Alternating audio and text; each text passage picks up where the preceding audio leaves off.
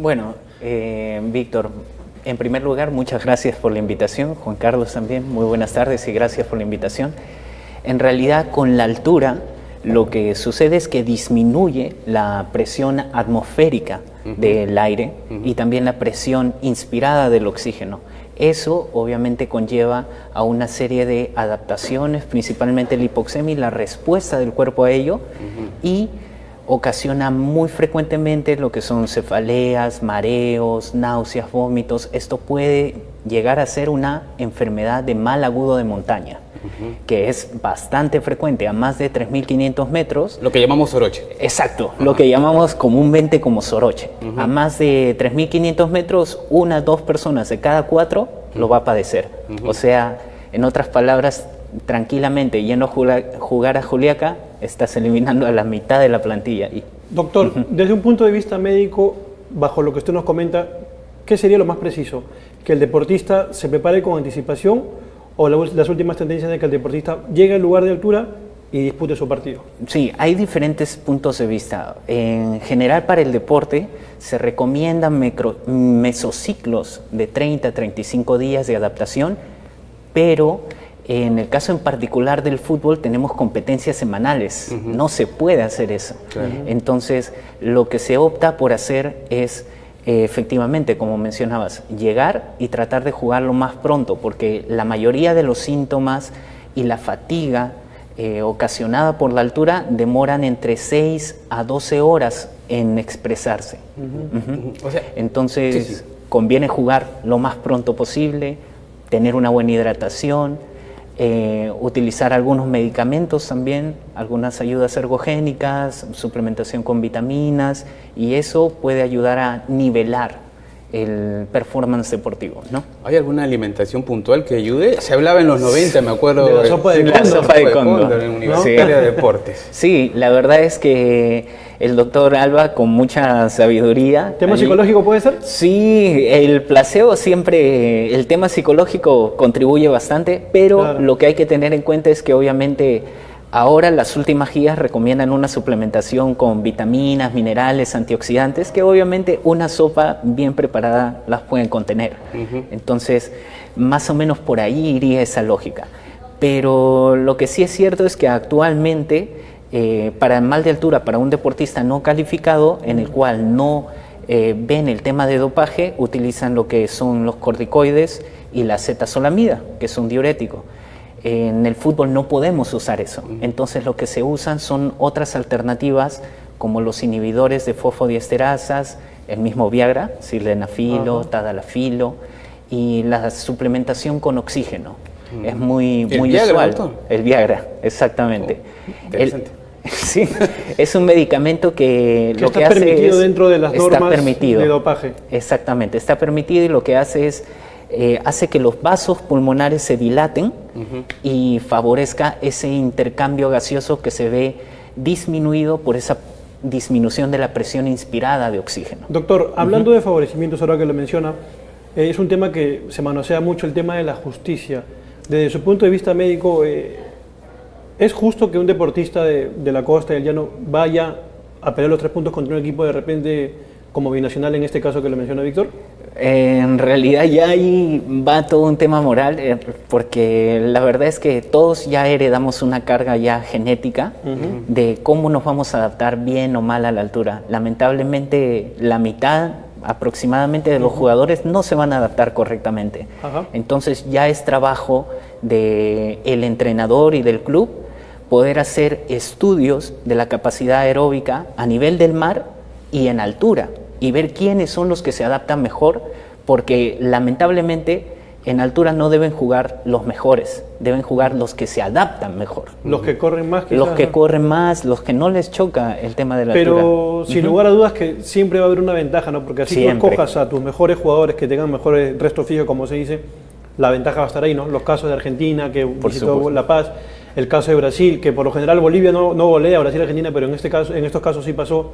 El tema de Perú, por ejemplo, que se preparó un mes para viajar al Cusco, se preparó ahí, pero igual no pudo sacar un resultado positivo, entonces se habla de que hay una ventaja, ¿no, Víctor? Sí, claro. Definitivamente hay una ventaja allí, pero ¿Qué podemos hacer? Así es el fútbol, porque incluso te vas a Bolivia y encuentras estadios que están a más de 4.000 metros. Y igual, vas a Bogotá, estás más de 2.000 metros, vas a Quito. El fútbol se juega de esa forma. Entonces, lo que tienen que hacer los clubes y los preparadores, los entrenadores y el cuerpo médico es tomar todas las herramientas posibles para equiparar la balanza. Claro, resumiendo entonces, doctor, no es un mito ese tema de la altura, realmente golpea. Totalmente, absolutamente. Claro, y ahora, ¿qué cosas, además de las propias del jugador, cambian durante un partido de juego en altura?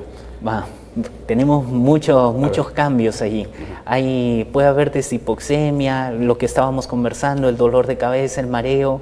Una respuesta natural del organismo es comenzar a hiperventilar, respirar más veces, más frecuente. Más rápido, ¿no? Exactamente. Ahí pierdes vapor de agua y encima como el aire es seco, finalmente te deshidratas más. Con mayor razón debemos de cuidar el punto de la hidratación en un futbolista que vaya a jugar en altura. El tema de la diuresis también se altera. ¿Qué se refiere con eso? La micción, la cantidad de orina. Te pido disculpas, no. Y esto también ocasiona mayor deshidratación. Tenemos palpitaciones, aumento de frecuencia cardíaca. Es por ello que, por ejemplo, determinadas personas que tienen ciertas patologías como angina, problemas coronarios, problemas de corazón, si no están bien controlados no pueden viajar a la altura. Doctor, en temas de calor, por ejemplo, aquí en Perú, usted sabe que tiene una geografía muy diversa.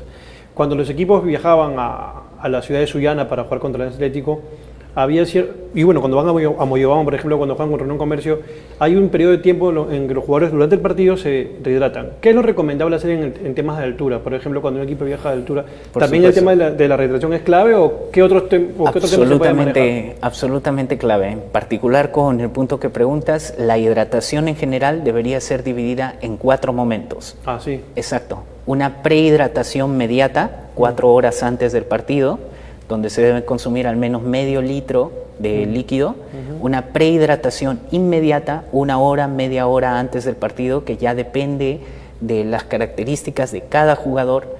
Las hidrataciones durante el juego deberían ser cada 20 minutos, es lo ideal. A veces no se puede, ¿no? Pero sería lo ideal. Y la rehidratación es con todo el cálculo de la tasa de sudoración del atleta. Eso ya es algo que se maneja más en el cuerpo médico, se hacen pruebas de tasa de sudoración y según eso se programa la rehidratación de los atletas. Ha mencionado usted, doctor, que lo más recomendable es bajar del avión o del bus o donde sea y jugar. Exactamente. Ahora, ¿cómo se recupera el cuerpo después de una prueba así deportiva en altura? ¿Tarda mucho tiempo? ¿Depende también de cada organismo? Depende mucho de cada organismo. La verdad es de que incluso cuando damos algunos medicamentos para el tema de altura, en jugadores amateurs, usamos, como les comenté, el tema de la acetazolamida, que lo damos desde un día antes, e incluso la persona estuvo en altura, por ejemplo, 5 días, 4 días, vuelve aquí a Lima y se recomienda que continúe incluso con esa medicación, porque el malestar debe haber un choque, puede continuar, exactamente, puede continuar 2, 3 días después de haber incluso descendido. Ahora que mencionamos algunos temas, partidos en particular, recuerdo el tema del partido de la U contra Unión Minas, de Beto Carrasco, no sé si lo recuerdan, en el cual el jugador anotó el gol y prácticamente quedó paralizado. ¿A qué se ponen los jugadores cuando tienen un esfuerzo físico mayor en altura? ¿Qué puede pasar? Digamos que en primer lugar... ¿Puede llegar a la muerte en algunas ocasiones? Sí. El mal agudo de montaña es lo más frecuente, pero existen versiones más severas como el edema pulmonar relacionado a la altura y el edema cerebral relacionado a la altura, que en el caso de este último tiene alta tasa de letalidad, o sea, alta probabilidad de muerte. Sí, ¿no? Ahora, lesiones propias del fútbol, ¿también se puede incrementar el riesgo jugando en altura, digamos, o solamente eso depende del campo de juego o el contacto con otro jugador? Por supuesto que también puede incrementar el riesgo porque cuando se juega en altura no solamente disminuye la capacidad aeróbica, la capacidad de respirar o de usar el oxígeno, sino también disminuye el tema o ocasiona mayor fatiga muscular y disminuye la coordinación. Y si disminuimos la coordinación, incrementamos el riesgo de lesión, consecuentemente. Interesante. Yo les comentaba, amigos, que alguna vez jugamos en altura, cuando éramos más jóvenes todavía. Y hasta la pelota cambia, doctor. O sea, ¿no? Toda la velocidad, ¿no? Todo, ¿no? Todo. Lo que sucede es que no solamente cambia la presión atmosférica. Existe una ley de física que seguramente se acuerdan de colegio, que es la ley de Boyd, que dice que presión por volumen es igual a presión por volumen, siempre aquí o arriba. Entonces cambia el volumen y eso afecta la densidad del aire. Y la densidad del aire lo que ocasiona es que hace que la pelota también cambie y va a viajar más rápido, no va a girar, la van a sentir más ligera, ¿no? Sí, más ligerita, definitivamente, más ligera, totalmente. Muy interesante, ¿no? Incluso hasta la respiración también cambia, ¿no? Se agiliza un poco más. Así es, hay esa taquipnia, ese aumento de las ventilaciones que obviamente está muy asociado al tema de la deshidratación. Otro punto muy interesante, disculpa, que es importante tocar es que también incrementa la radiación ultravioleta en la medida en la cual nosotros vamos ascendiendo. Entonces el uso de protectores y pantallas solares también es importantísimo. Hubo un tiempo que, no sé si los jugadores usaban como un parche en la nariz. ¿Eso ayuda o no ayuda? ¿O ayudaba o no ayudaba? ¿O era psicológico nada más? Sí, es algo más psicológico. Como la sopa de cóndor. Sí, bueno, la sopa de cóndor tiene también un fundamento ahí científico, definitivamente, por el tema de vitaminas y minerales, pero definitivamente el efecto placebo psicológico contribuye bastante, contribuye mucho. Bilardo también, por ejemplo, daba una pastillita que era un azúcar nada más para teóricamente combatir el mal de altura, pero solamente era azúcar. Todo psicológico. Todo era psicológico, exactamente. Correcto. Doctor, aquí entre nosotros, ¿usted ha jugado fútbol en altura y ha sentido todo lo que nos estás contando? ¿O he corrido. Teoría, no, también he jugado en altura, pero la verdad es que me va muy mal. Muy mal. Llegando alguna vez a Huancayo, tengo familia allá. Siempre me había gustado jugar fútbol, ¿no? Sobre todo a mí me gustaba tapar, pero también jugaba de defensa. Entonces salí a jugar con mis primos. La verdad es que yo llegué y estaba muy bien. Desperté con un poco de malestar. Jugué y terminé en el hospital. ¿Y el llano, doctor, también le va mal o qué? También. No, una broma, doctor. Recomendaciones finales, doctor. Recomendaciones finales para la práctica de fútbol o el deporte en general en altura. Sí, bueno, si van a hacer un viaje en altura, siempre el chequeo médico no está de más. Cuidar la pauta de hidratación para todos. Si ya tienen el antecedente de que han sufrido de mal de altura, es importante que puedan recibir cierta medicación para evitar este riesgo, para prevenir, ¿no? Muchas veces con estas pastillas que traen la aspirina combinada con cafeína, que es el sorochín, el sorochipil, a veces se controlan algunos síntomas, pero si ya ha habido antecedente de mal de altura, a veces hay que tomar algunas medidas adicionales. Entonces, en ese sentido, el control médico, la visita al médico nunca está de más, es más bien mandatorio. Claro que sí. Y bueno, quería aprovechar para comentarte de que en CEPET, que es el Centro Médico Deportivo del cual soy director médico, también hacemos este tipo de evaluaciones y abordajes para el tema de altura, entrenamientos en altura, y podemos dar recomendaciones personalizadas por cada paciente. Doctor, muchas gracias, ha sido bastante ilustrativo.